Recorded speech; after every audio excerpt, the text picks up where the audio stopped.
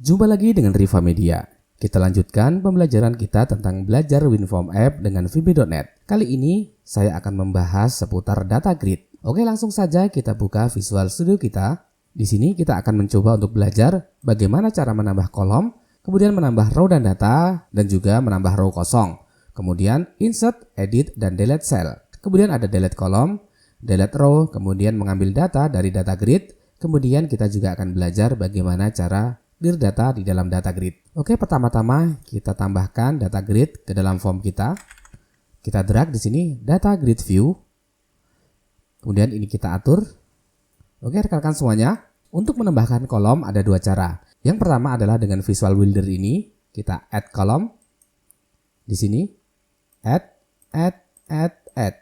Oke, seperti ini, maka rekan-rekan bisa melihat di sini kita sudah berhasil menambahkan kolom dengan menggunakan form ini. Kemudian untuk mengeditnya, rekan-rekan juga bisa menggunakan edit kolom ini. Kemudian di sini rekan-rekan bisa melihat ada kolom 1 dan di sini tulisannya adalah kolom 1. Untuk mengganti kolom 1 ini, kita bisa menggantinya pada header text ini. Kemudian ini kita ganti. Semisal kita ganti dengan nomor. Kemudian di sini kita ganti semisal menjadi nama.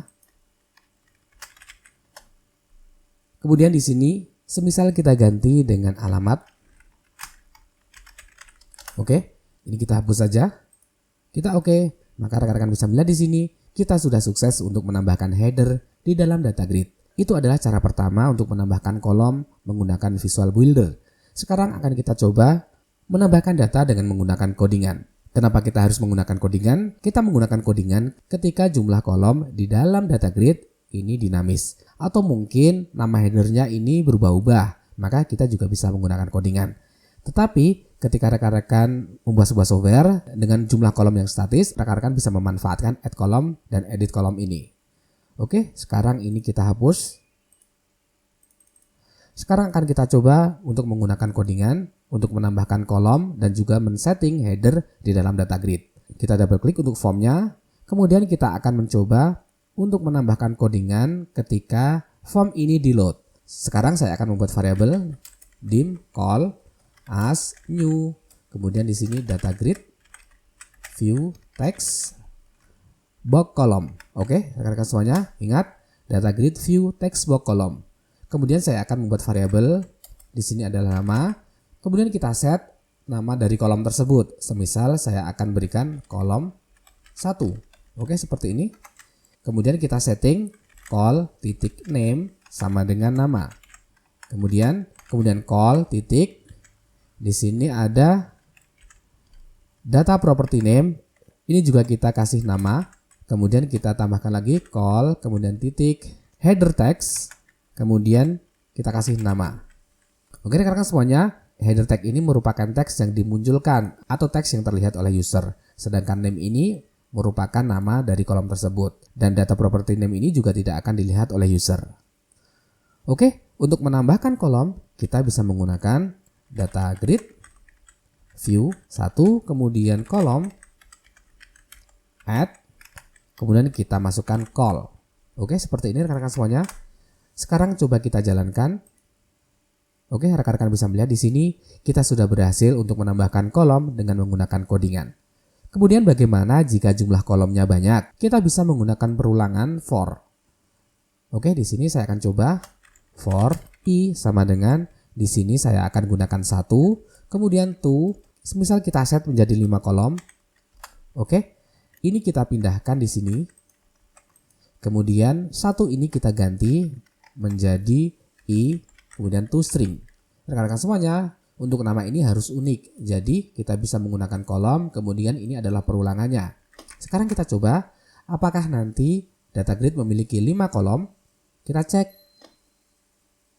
Oke, rekan-rekan bisa melihat di sini kita sudah berhasil untuk membuat data grid dengan 5 kolom. Sekarang bagaimana jika kolom-kolom ini memiliki nama yang unik? Semisal di sini adalah nomor, kemudian nama, nomor telepon, alamat dan sebagainya. Kita bisa memanfaatkan list.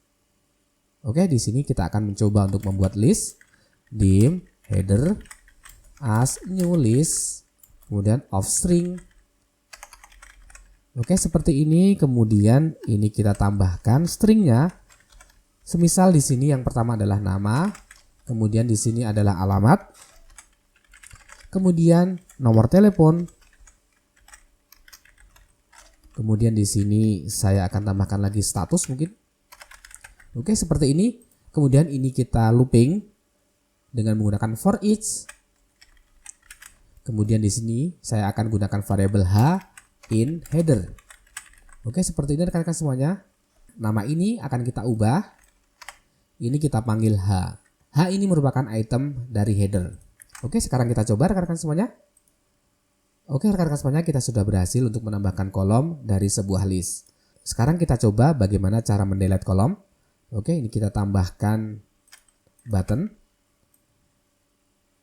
Ini kita kasih nama delete kolom. Oke, sekarang kita lakukan event di sini. Untuk mendelete kolom, kita bisa menggunakan data grid view. Kemudian kita gunakan kolom. Kemudian kita gunakan remove, add. Kemudian kita masukkan indeks berapa yang akan di delete. Semisal kita akan coba untuk mendelete pada indeks kedua. Oke, sekarang kita coba rekan-rekan semuanya. Kita cek rekan-rekan semuanya, di manakah letak indeks kedua. Indeks dimulai dari 0. Nama adalah indeks 0, alamat adalah indeks 1, kemudian nomor telepon adalah indeks 2. Ketika kita set di sini remove add 2, berarti otomatis nanti nomor telepon ini akan terhapus. Coba sekarang kita praktekkan rekan-rekan semuanya. Kita delete. Oke, rekan-rekan bisa melihat di sini nomor telepon sukses kita delete dengan menggunakan remove add kemudian indeks 2. Oke, sekarang akan kita coba untuk menambahkan row yang berisikan data dan juga row yang kosong. Oke, akan kita tambahkan button di sini. Kemudian ini kita ganti namanya add row.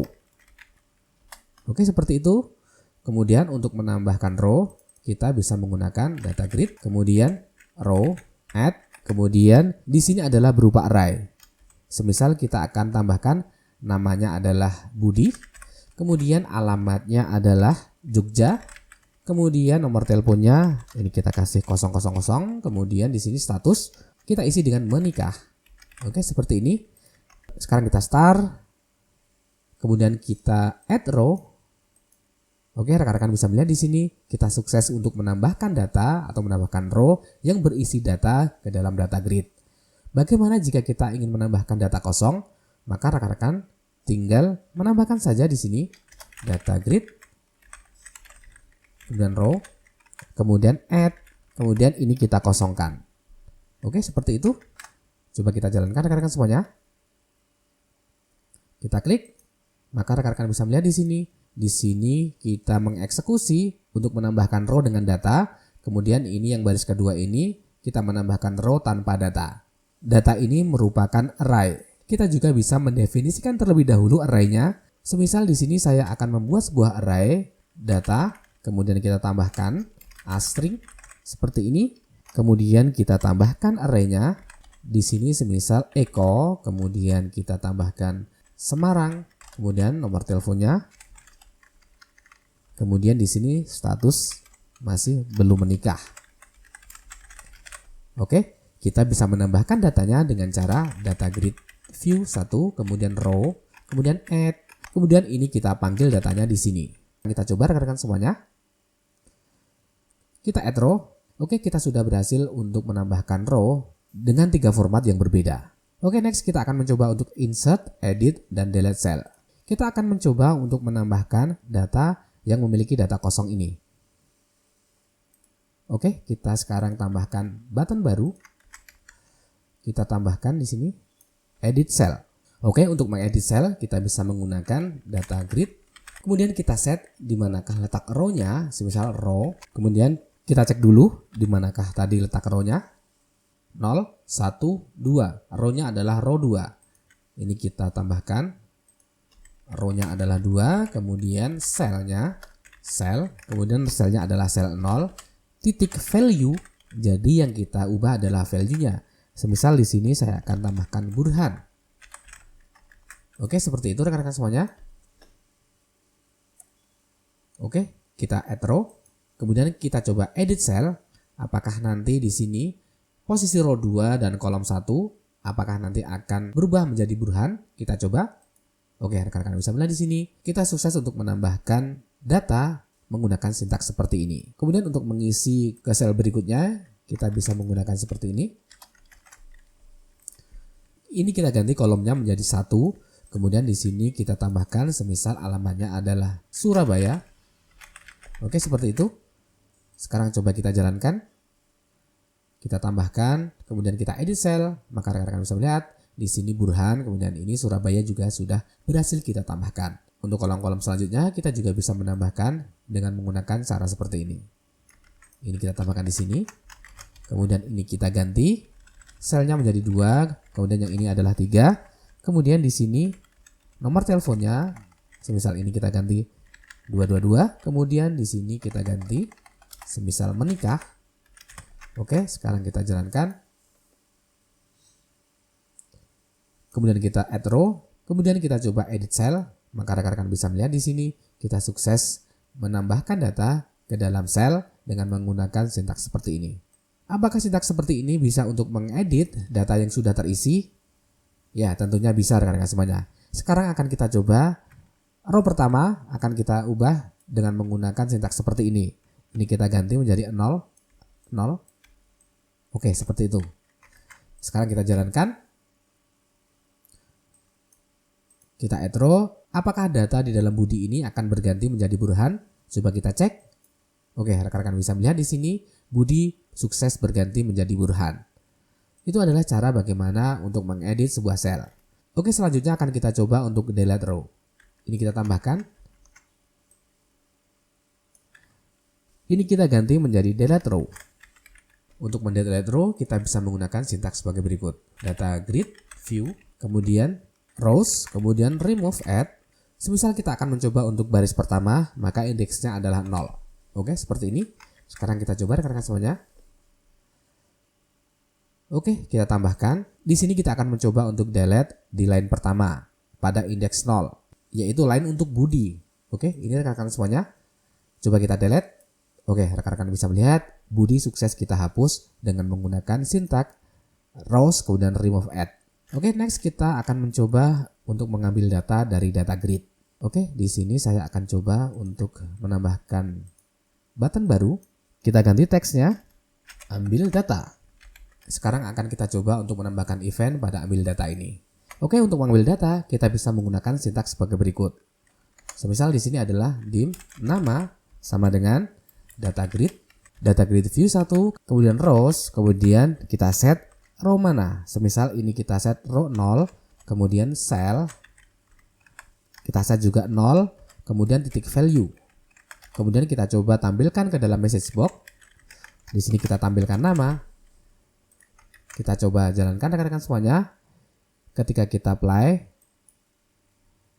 kita coba add row. Ketika kita apply, maka nanti yang terambil adalah Budi. Coba kita cek.